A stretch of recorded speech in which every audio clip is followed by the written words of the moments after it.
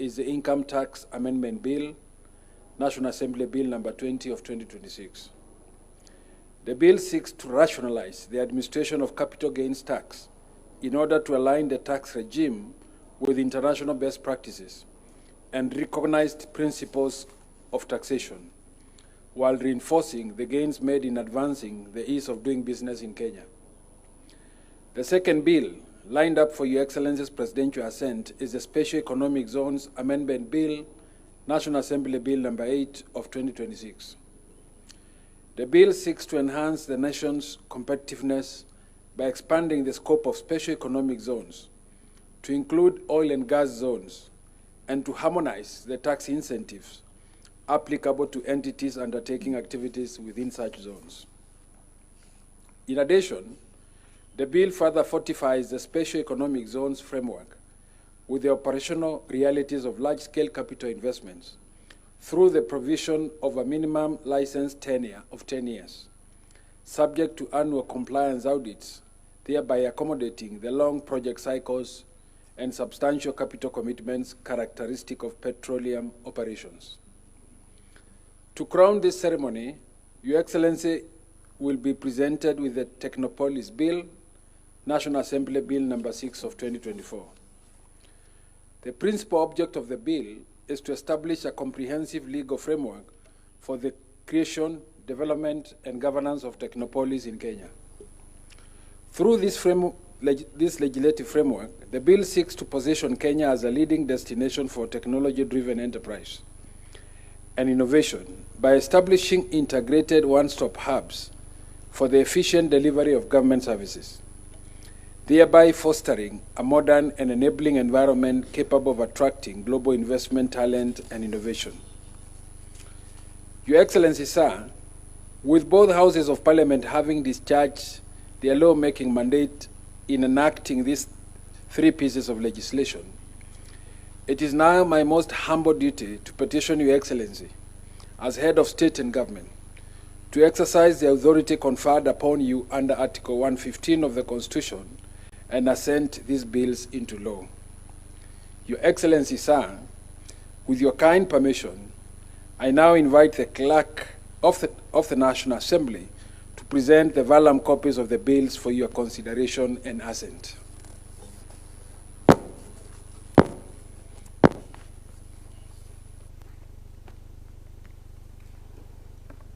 Your Excellency, I am under the instructions of the Speaker of the National Assembly to place before you. Good morning. Good morning, Your Excellency. Under instructions to place before you these 3 vellums, Your Excellency, being the 11th day of May, the year 2026. The first one, Your Excellency, is a bill that was introduced by the distinguished member for Molo, the Honorable Kimani Kuria, called the Income Tax Amendment Bill. The bill proposes to amend the income tax law to facilitate companies' internal reorganization. It's one of the bills for purposes of ease of administration of tax and ease of doing business in the Republic of Kenya. It's a small bill, Your Excellency, only 3 clauses. The commencement of upon publication in the Gazette. The committee undertook extensive public participation. There was a departmental committee on finance by the member for Molo and the county woman rep for Mandera in today's session. And the committee and the House amended the bill.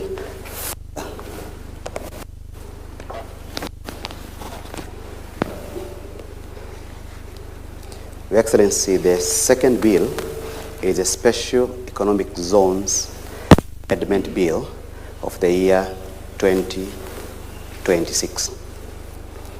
It will be recalled, Your Excellency, that towards the end of last year, we received as Parliament a sessional paper facilitating the exploration of oil in South Rokicha.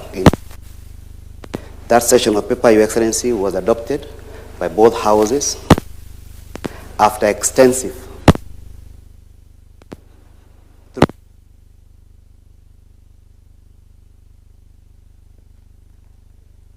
Your Excellency, when the two houses of Parliament were adopting that sessional paper, there was a resolution that for the sessional paper and the implementation of the decision of the House to have business sense, there are certain laws that needs to be amended so as to attract investors at the Rokicha Basin, particularly in Block T6 and T7. In that regard, Your Excellency, the party introduced the Special Economic Zones Amendment Bill 2026, proposing to amend the SEZ Act as we know it, the Income Tax Act, the Miscellaneous Fees and Levies Act. The idea, Your Excellency, is to give certain in the upstream exploration of oil, but those who also pipeline. Your Excellency, public participation, a relevant ministry, that's the Minister of Trade, together with the Minister of Energy, petitioned Parliament the licensing of our SEZs goes beyond the ordinary period of 1 year. They indicated that 1 year for any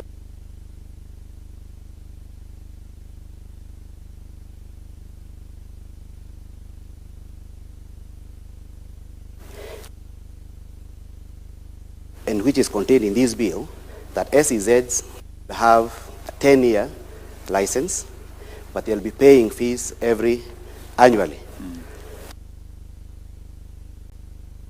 Hearing as required under the Constitution. The idea retains ability to attract investments, particularly in our SEZ zones, Your Excellency, not just for oil and gas exploration, but also for agriculture sector and for manufacturing center, Your Excellency.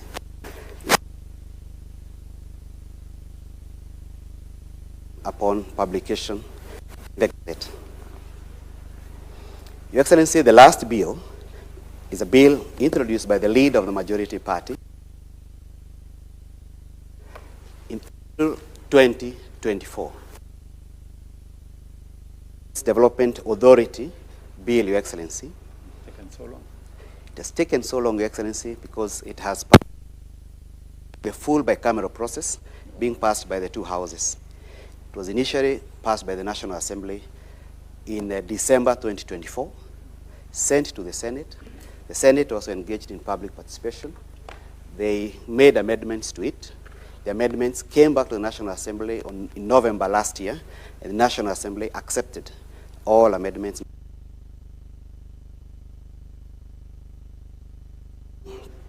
Does a number of things. One of them is to revoke the legal notice number 23 of the year 2012, which created the Konza Technopolis, and therefore Konza is now going to be established in law.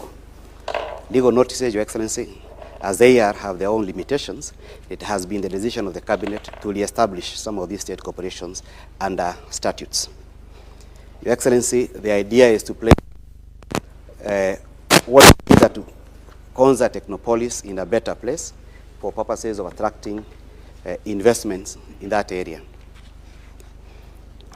Your Excellency, the Technopolis Development Authority is now going to be a body corporate with power to sue, power to borrow, power to invest, and also engage in all manner of investments with respect to Technopolis.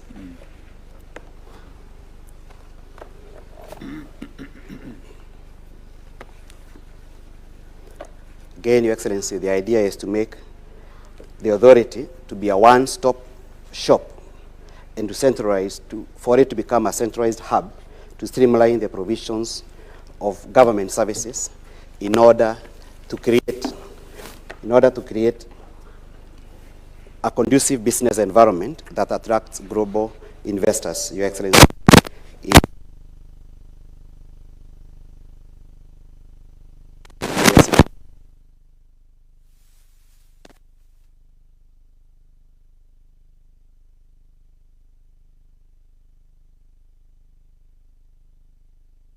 driven business, research institutions and innovation center by providing a world-class, state-of-the-art infrastructure, Your Excellency. Permit me, Your Excellency, to end my commission for the day. Thank you. With Your Excellency's assent and the sacred trust it carries, the bills will now be entered into the body of the laws of the Republic. Your Excellency, sir, I now invite you to hand over the copies of the acts to those who support you in the management of public affairs, commencing with the Deputy President, the Attorney General for publication into law, and to the Cabinet Secretary present for implementation.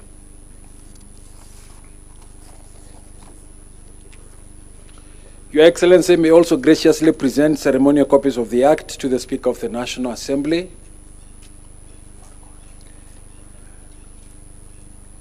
the Speaker of the National Assembly, the leaders of the majority and minority parties in the National Assembly, other members of Parliament present, and all esteemed state officials in attendance.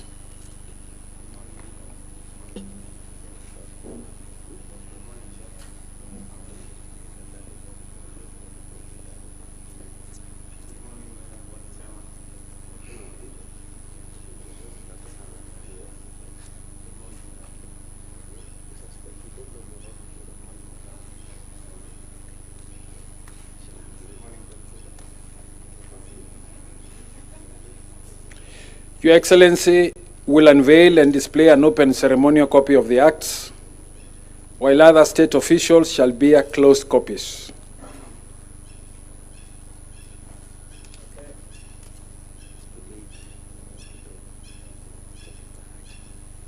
Your